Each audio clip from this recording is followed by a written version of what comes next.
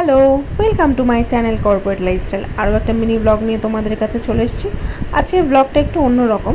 হ্যাঁ, কোনোদিন তো আমাকে দেখেননি রান্না করতে, কিন্তু আগের একটা এপিসোডে আপনারা দেখেছিলেন যে আমি রান্না করছি। আজকে রান্নাটাই কিভাবে কি করেছি সেই রেসিপিটা নিয়েই তোমাদের কাছে চলে এসেছি। ও আজকে চিকেন, তার জন্য আদা, রসুন, কাঁচা লঙ্কা সমস্ত কিছু পেস্ট করে নিয়েছি, সাথে টমেটোটাও পেস্ট করে নিয়েছি, আর পেঁয়াজগুলো একটু ঝিরিঝিরি করে কেটে নিয়েছি। চলুন তাহলে রান্নাটা শুরু করা যাক। কড়াইটা কিছুক্ষণ বসিয়েই তেলটা ঢেলে দিয়েছিলাম, তারপরেই হয়েছে বিস্ফোরণ। হ্যাঁ, কড়াইয়ের মধ্যে তেল ছিল, আমি বুঝতে পারিনি। আর এই যে ছিটকে ছাটকে উঠছে, তার জন্য আমি সাইডে দাঁড়িয়ে ওয়েট করছিলাম কখন এই ছিটকানোটা কমবে। চলুন শুরু করা যাক। তেলে একটু অল্প করে চিনি দিয়ে দিয়েছিলাম। চিনি কেন দিলাম জিজ্ঞেস করবেন না, এটা আমি আগাগোড়াই দিই।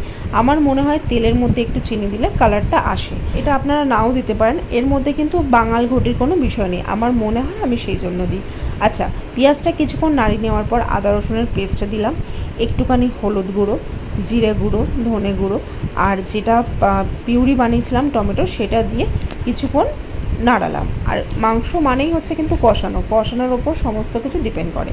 বেশ কিছুক্ষণ কষিয়ে চিকেনটা দিয়ে দিলাম, কারণ চিকেনটা দিয়েও কিন্তু অনেকক্ষণ ধরে কষাতে হবে। আর এটা হাই ফ্লেমে করলে হবে না, একদম লো ফ্লেমে ঢেকে ঢেকে করতে হবে, যাতে মাংসটাও খুব সুন্দরভাবে সেদ্ধ হয়। আচ্ছা, আপনারা কারা কারা এই রকমভাবে চিকেন রান্না করেন সেটা কিন্তু অতি অবশ্যই কমেন্টে জানাবেন। চলুন তাহলে ভিডিওটা আজকে এখানেই শেষ করছি। আমার চিকেন তো একদম রেডি। ভিডিওটা ভালো লাগলে লাইক, কমেন্ট এবং শেয়ার করে দেবেন। চলুন তাহলে আসি, টাটা।